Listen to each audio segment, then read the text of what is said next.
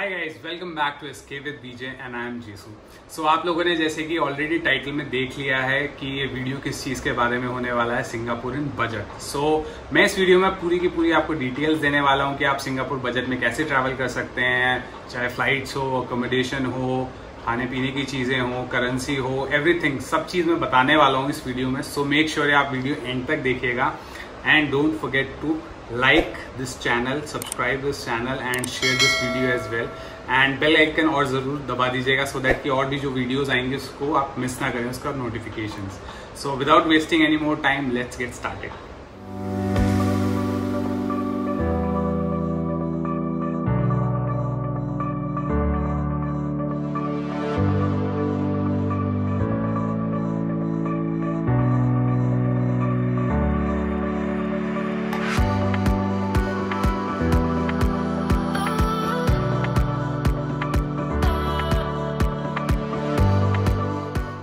सबसे पहले starting with Singapore, जो कि बेसिकली एक कंट्री भी है, आइलैंड भी है, एक सिटी भी है एंड ये सब चीज़ें से परफेक्ट डेस्टिनेशन बनाता है वेकेशंस के लिए। Not only family vacations, I will say कि अगर आप सोलो ट्रैवल कर रहे हैं या फिर इवन आप कपल्स के लिए हनीमून ट्रैवल डेस्टिनेशन भी है ये। सो एक परफेक्ट कॉम्बिनेशन है, यहाँ पे हर चीज़ें हैं हर एज ग्रुप के लिए करने के लिए बहुत सारी। एंड जैसे कि एक मल्टी डाइवर्स कंट्री है तो यहाँ पे आपको बहुत सारे अलग अलग कंट्रीज़ के इमिग्रेंट्स मिल जाएंगे। आपको यहाँ चाइनीज़ भी मिलेंगे, इंडियंस भी मिलेंगे एंड डिफरेंट लैंग्वेजेस भी बोली जाती हैं। मेनली यहाँ पे चाइनीज़, तमिल और इंग्लिश ज़्यादातर यूज़ होती है। एंड कम्युनिकेशन में मेरे को नहीं लगता कुछ प्रॉब्लम आएगी क्योंकि इंग्लिश हर कोई भी यहाँ पे बोलता है। So starting with our travel की हाउ टू ट्रैवल सिंगापुर, हम सबसे पहले बात करते हैं फ़्लाइट से कि कैसे हम फ़्लाइट्स बुक करेंगे सिंगापुर के लिए। तो बेस्ट टाइमिंग होते हैं अगर आप जब आपको ट्रैवल करना है उससे 1.5 या 2 महीने पहले या 1 महीना, मिनिमम 1 महीना पहले आप अपनी फ़्लाइट की टिकट्स बुक कर लीजिए सो दैट कि प्राइस आपको बेस्ट मिल जाए। एंड बुक करने के लिए आई सजेस्ट कि आप स्काई स्कैनर पे आप जाके आप चेक कीजिए वेबसाइट कौन कौन सी प्राइजेज़ में स्काई स्कैनर पे आपको डिटेल्स मिल जाएंगी एंड थर्ड पार्टी के थ्रू आप बुक कर सकते हैं। सो हमने ट्रैवल किया था जून में इन 2022 और उसके लिए हम लोगों ने स्काई स्कैनर के थ्रू ही बुक किया था और हमें कॉस्ट की थी फ़्लाइट रिटर्न 24,000 पर पर्सन, जिसमें सब चीज़ इंक्लूडेड था, कन्वीनियंस फीस और एवरीथिंग। एयर इंडिया की फ़्लाइट थी and majorly I will say 20 से 25 हज़ार के बीच में आपको अच्छी फ़्लाइट डील मिल जाएगी अगर आप टाइमली बुक कर लेते हैं। So coming next to the most important चीज़ जो कि है वीज़ा। सो सिंगापुर जाने के लिए आपको टूरिस्ट वीज़ा लेना पड़ेगा जो बेसिकली 3 महीने के लिए मिल जाता है ईज़िली। एंड ये इसकी कोई ज़्यादा फ़ीस नहीं होती है, अराउंड 2,000 या 2,100 रुपये फ़ीस होती है। प्लस अगर आप किसी थर्ड पार्टी के थ्रू या लोकल एजेंट के थ्रू कराते हो वो 1,000 या 1,500 रुपये अपनी फ़ीस लेते हैं। एंड हम लोगों ने ही लोकल एजेंट के थ्रू कराया था तो हमें टोटल 3,500 रुपये पर पर्सन लगा था वीज़ा के लिए। ज़्यादा कुछ डिफ़िकल्ट नहीं होता है, ईज़िली मिल जाता है सबको। जो डॉक्यूमेंट रिक्वायरमेंट होती हैं वो भी बहुत लिमिटेड ही हैं, जैसे कि आपको फ़ोटोग्राफ देना पड़ेगा बट उसकी एक स्पेसिफ़िक साइज़ है, वो आपको सिंगापुर की वेबसाइट पे जाके चेक करना पड़ेगा या एजेंट आपको बता देगा, वो मोस्ट इम्पॉर्टेंट चीज़ होती है। उसके अलावा अगर आप जॉब कर रहे हैं तो आपकी सैलरी स्लिप्स लगेंगी 3 मंथ्स की और ITR की कॉपी लगेगी और बैंक स्टेटमेंट भी लगेगा 6 महीने का। अगर आप बिज़नेस में हैं तो आपको GST सर्टिफिकेट दिखाना पड़ेगा तो और बैंक स्टेटमेंट या ये सब चीज़ें लगती हैं। कोई ज़्यादा डिफ़िकल्ट डॉक्यूमेंट नहीं लगते हैं और ईज़िली मिल जाता है वीज़ा। फिर वीज़ा एक बार अगर आपको मिल जाता है उसके अलावा कुछ और इम्पॉर्टेंट डॉक्यूमेंट्स भी हैं जो आपको अपने पास प्रिपेयर करने पड़ेंगे सिंगापुर जाने से पहले, जो कि है वैक्सीनेशन सर्टिफिकेट। तो सिंगापुर अगर आपको जाना है तो इट्स अ मस्ट कि आप फुली वैक्सीनेटेड होने चाहिए। एंड अगर आप फुली वैक्सीनेटेड हैं और 9 मंथ्स क्रॉस हो गए हैं सेकेंड डोज को तो आपको एक बूस्टर डोज भी लगवाना पड़ेगा। सो मेक श्योर ये सब चीज़ें आप चेक करें। एंड जो आपका पासपोर्ट नंबर होता है वो भी आपका वैक्सीनेशन सर्टिफिकेट पे अपडेट होना चाहिए। सो कोविन वाली जो ऐप है उस पर आप लॉगिन करके अपना पासपोर्ट नंबर अपडेट कर सकते हैं उस सर्टिफिकेट पे, क्योंकि वो आगे काम आने वाला है। सेकेंडरी जो इम्पॉर्टेंट चीज़ है, जब आप सिंगापुर जाते हो तो उससे 3 दिन पहले आपको एक SG अराइवल कार्ड भी अप्लाई करना पड़ेगा। सो उस SG अराइवल कार्ड में आपको अपनी ये पासपोर्ट डिटेल्स प्लस आपको वैक्सीनेशन सर्टिफिकेट अपलोड करना पड़ेगा। वो लोग चेक करते हैं कि आप फुल्ली वैक्सीनेटेड हैं या नहीं हैं, आपका जो पासपोर्ट नंबर है वो वैक्सीनेशन सर्टिफिकेट पे है या नहीं, ये सब चीज़ें वो चेक करते हैं, सो दैट जब आप इमिग्रेशन पे वहाँ जाएंगे तो आपको ज़्यादा प्रॉब्लम नहीं आएगी। सो मेक श्योर ये सब चीज़ें आप अप्लाई करें। एंड रूल्स चेंज होते रहते हैं, आजकल कोविड का टाइम है तो ये सब चीज़ें चेंज हो रही है। मेक श्योर कि आप एक बार लेटेस्ट अपडेट्स भी चेक कर लें जाने से पहले। ये वाला अभी जो हम बता रहे हैं आपको, ये सब अभी करंट सिचुएशन के बेसिस पे है। एंड सेम वे जब आप वहाँ से सिंगापुर से वापस इंडिया आएंगे तो आपको फिर से एक सेल्फ डिक्लेरेशन फॉर्म भरना पड़ेगा, जो है एयर सुविधा करके, जो इंडिया में चेक किया जाता है। सो उसके लिए आपको सेम यही प्रोसीजर अप्लाई करना पड़ेगा। आपकी वैक्सीनेशन सर्टिफिकेट अपडेट होगा, आपका पासपोर्ट नंबर, फ्लाइट डिटेल, ये सब चीज़ें अपडेट होंगी। एंड जब आप वहाँ पे बोर्डिंग पास लेंगे तो वहाँ पे आपसे ये लोग चेक करेंगे आपका वैक्सीनेशन सर्टिफिकेट और ये SG अराइवल, ये सुविधा, एयर सुविधा वाला सेल्फ डिक्लेरेशन फॉर्म।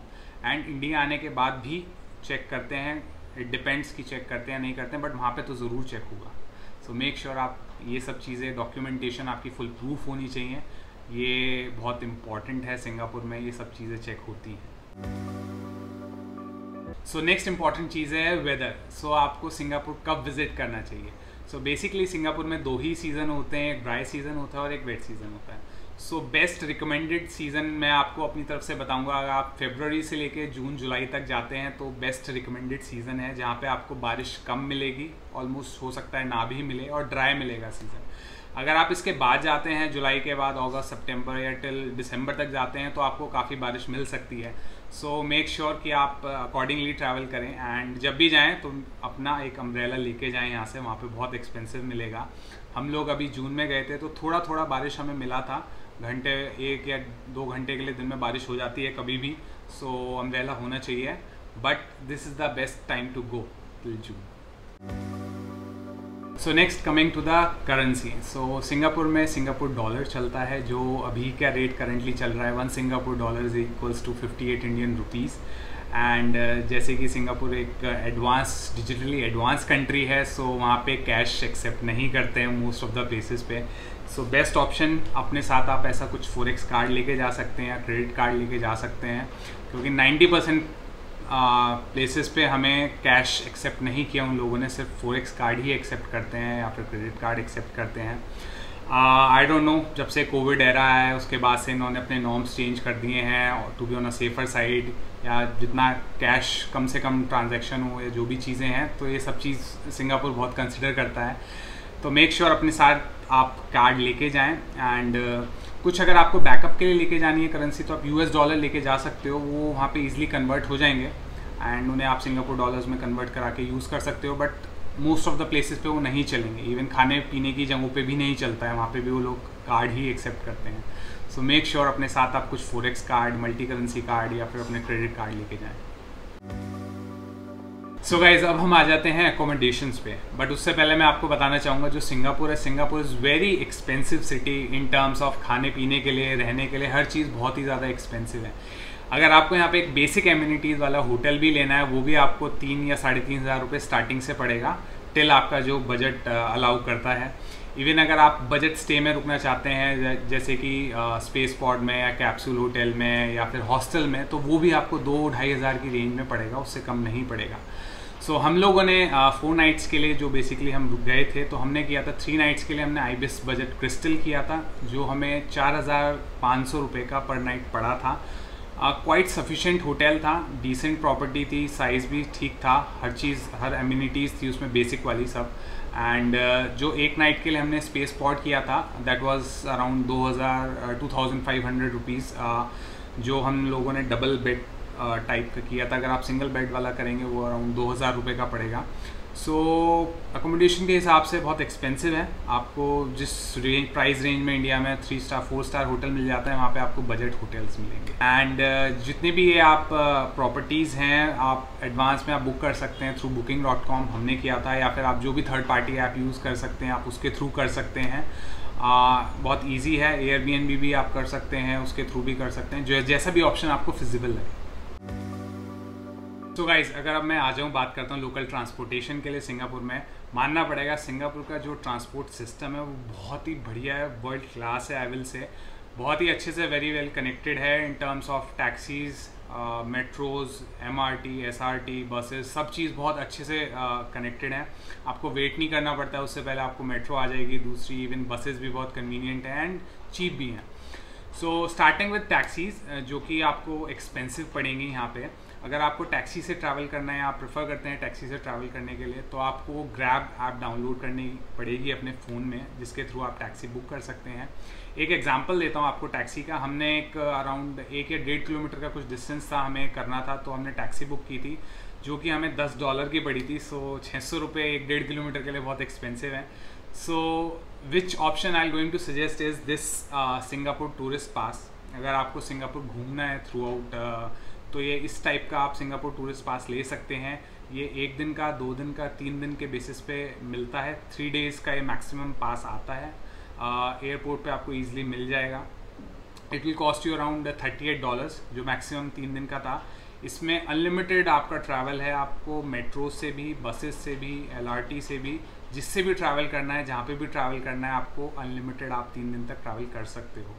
एंड 3 दिन के बाद इसे आप वापस कर देंगे तो आपको $10 वापस इन रिटर्न मिल जाएगा। सो ये $28 का ही पड़ेगा आपको, डिपेंडिंग अपॉन आप कितने दिन के लिए ट्रैवल कर रहे हैं, उसके हिसाब से आप ये कार्ड ले सकते हैं and easily throughout the city घूम सकते हैं।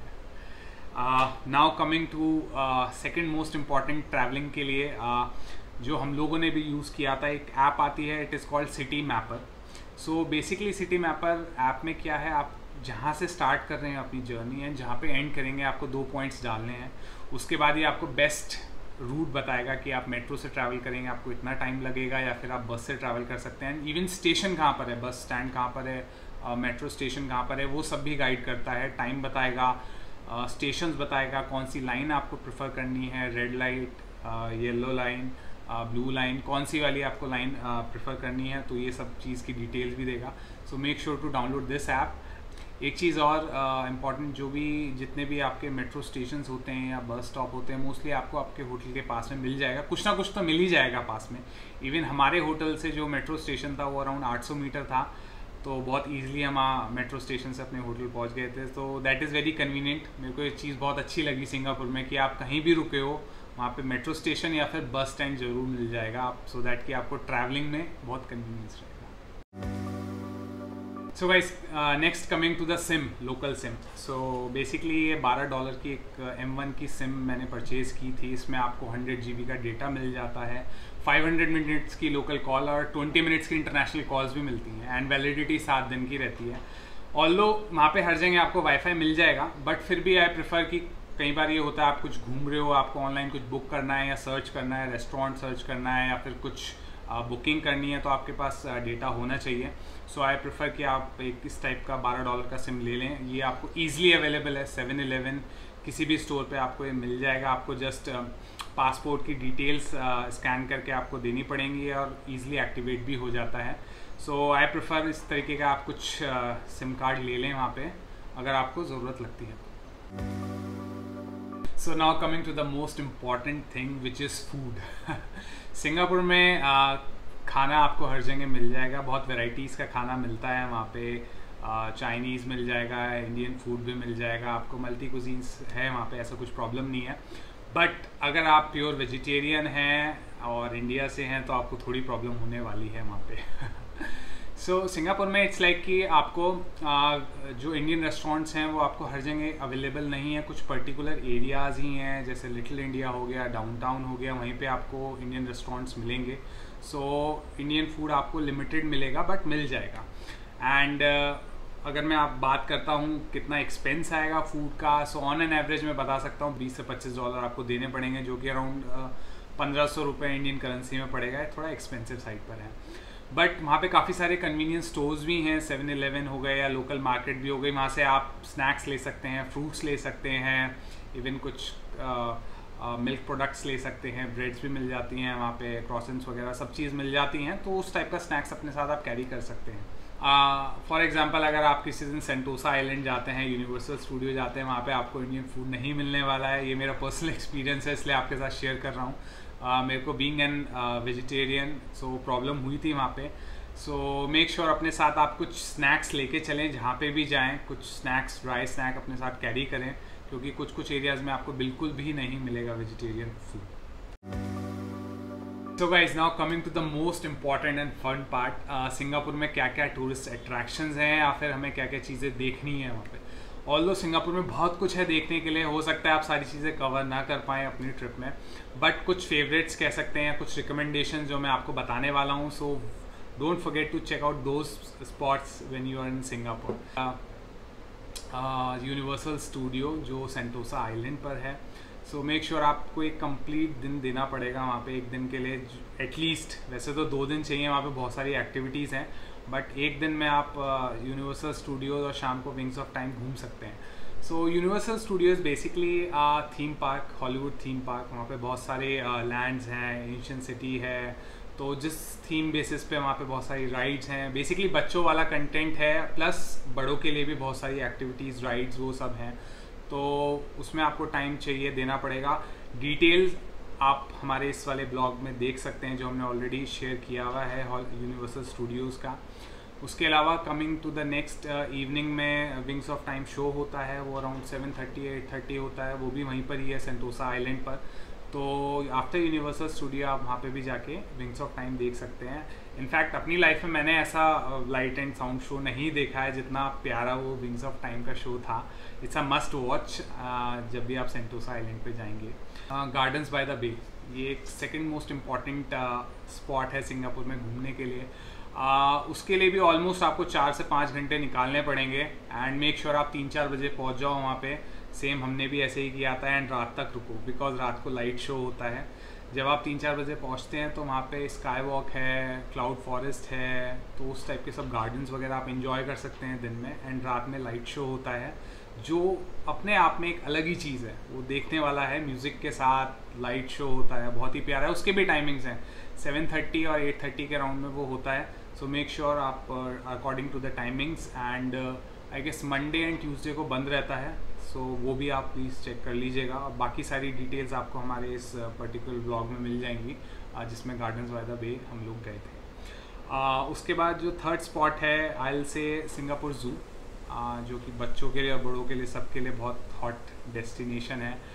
थोड़ा सा आउटर में है सिंगापुर ज़ू, सिटी सेंटर में नहीं है, तो उसके लिए भी आधा दिन या 1 दिन एटलीस्ट चाहिए, क्योंकि वहाँ पे बहुत बड़ा है ज़ू। वहाँ पे नाइट सफारी भी होती है, रिवर क्रूज़ भी है, इवन कुछ अगर आपको एनिमल्स भी बहुत सारे हैं। अगर आप नॉर्मल ज़ू में जाएंगे तो वहाँ पे डिफरेंट एनिमल्स मिलेंगे। अगर आप रिवर क्रूज़ के थ्रू जाएंगे, जैसे हमने रिवर क्रूज़ किया था, तो वहाँ पे आपको डिफरेंट वैराइटीज़ ऑफ एनिमल्स मिलेंगी। अगर आप नाइट सफारी करते हैं तो वहाँ पे डिफरेंट काइंड ऑफ एक्सपीरियंस है। तो ये भी अपने आप में बहुत अच्छा है। सिंगापुर ज़ू जाने लायक है, वेरी वेल कनेक्टेड विद बस एंड मेट्रो, तो आप किसी भी वे से जा सकते हैं। एंड बाकी सारी डिटेल्स आपको सिंगापुर ज़ू की हमारे इस ब्लॉग में मिल जाएंगी, जो आप रेफ़र कर सकते हैं। उसके बाद Marina Bay Sands, Marina Bay Sands Merlion जो एक आइकॉनिक सिंबल है सिंगापुर का। बेसिकली एक फाउंटेन है लायन शेप में, जो तो वहाँ पे आप इवनिंग स्पेंड कर सकते हैं। इवनिंग के टाइम पे जाएंगे तो आपको लाइटिंग्स वगैरह दिखेंगी वहाँ पे, बहुत प्यारा है। मरीना बे सैंड्स जो कि एक होटल है, बहुत 5 स्टार होटल है, शिप शेप में है, तो आप वहाँ पे भी जा सकते हैं। उसमें एक ऑब्जर्वेशन डेक है ऑन द टॉप, जहाँ से आपको सिंगापुर का पूरा व्यू मिलेगा, that you can see. Plus वहाँ पे एक मॉल भी है, तो आप मॉल एक्सप्लोर कर सकते हैं शॉपिंग के लिए। ये सारी चीज़ें वहीं मरीना बे सैंड्स पर हैं। एंड इवनिंग में आप फोटोग्राफ्स वगैरह या कुछ खाने पीने का सब ऑप्शंस हैं मरलायन के पास। इवन इन द मॉल आप खा सकते हैं, इन्जॉय कर सकते हैं। Going to the Singapore flyer, it's a must place, because Singapore flyer is something जहाँ से आपको 360 डिग्री व्यू मिल जाएगा पूरी सिटी का। It's a round ring basically, and 30 minutes की राइड होती है। वो स्लोली आपको पूरा राउंड सर्कल में चलेगा फ्लायर, एंड आप आराम से इंजॉय कर सकते हैं सिटी का व्यू। बेस्ट टाइम इवनिंग के टाइम पे जाइए, 4-5 बजे के आसपास, 5 साढ़े 5, सो दैट कि आप सनसेट भी देख सकते हैं और लाइटिंग वाला टाइम भी देख सकते हैं। That was the amazing thing, so it's also a must. उसके अलावा बहुत सारी चीज़ें हैं सिंगापुर में। हाजी लेन है, सुल्तान मॉस्क है, वहाँ पे भी आप प्लान कर सकते हैं। काफ़ी सारे बुटीक्स हैं वहाँ पे, रेस्टोरेंट्स हैं, इवनिंग में आप इंजॉय कर सकते हैं, खाने पीने का ऑप्शंस हैं। क्लार्क क्वे है, क्लार्क क्वे में भी आप खाने पीने की रेस्टोरेंट्स हैं काफ़ी सारे, नाइट लाइफ है, फेमस है उसके लिए, तो आप वहाँ जा सकते हैं। एंड बाकी बहुत कुछ है सिंगापुर में, सब चीज़ तो नहीं कर सकते, बट ये सब रिकमेंडेशंस हैं हमारी तरफ से जो आप कर सकते हैं, ट्राई कर सकते हैं when you are in Singapore. So guys, जितने भी ये टूरिस्ट अट्रैक्शंस हैं इन सब की टिकट्स की डिटेल हम डिस्क्रिप्शन में डाल देंगे so that you can refer कि किस अट्रैक्शन पे क्या प्राइस है। इनफैक्ट हमारे और प्रीवियस व्लॉग्स भी हैं जिसमें हमने सारे डेडिकेटली व्लॉग्स बनाए हुए हैं पर्टिकुलर अट्रैक्शन के ऊपर, आप वो भी चेकआउट कर सकते हैं। वहाँ पे भी आपको सारी की सारी डिटेल्स मिल जाएंगी। So don't forget to see those vlogs as well, and ये वाली आप डिटेल्स रेफ़र कर सकते हैं अपनी आगे फर्दर ट्रिप के लिए। Now coming to the end and the most important cheese, the total budget of this trip. So guys, ये ट्रिप पर पर्सन हम लोगों को पड़ा है 40,000 रुपीज़ का, जिसमें कि flights, your visa, your accommodation and थोड़ा बहुत खाने पीने का मिला के 40,000 पर पर्सन पड़ा है। अपार्ट फ्रॉम जो भी आपको साइट सीइंग के अट्रैक्शंस हैं या टूरिस्ट स्पॉट्स हैं, वो सब आपके पर्सनल प्रेफरेंस के ऊपर है, आप कौन कौन सा जाते हो कौन कौन सा नहीं जाते हो, वो अलग हैं। डिपेंडिंग अपॉन योर इंटरेस्ट आप लोग वो चेकआउट कर सकते हो। सब बाकी सारी चीज़ें हमने डिटेल्स में डाली हुई हैं। सो अगर आपकी कोई भी क्वेरीज़ हैं वो आप हमसे पूछ सकते हैं, आप डीएम कर सकते हैं इंस्टाग्राम पे भी SK-with-VJ पर, और इनफैक्ट आप यहाँ पे डायरेक्ट यूट्यूब पे भी आप कमेंट डाउन कर सकते हैं आपका जो भी क्वेरी है, will revert you back. And don't forget to subscribe to this channel, give it a big thumbs up and do share it as well. Till then bye bye, and मिलते हैं अपने अगले ब्लॉग में।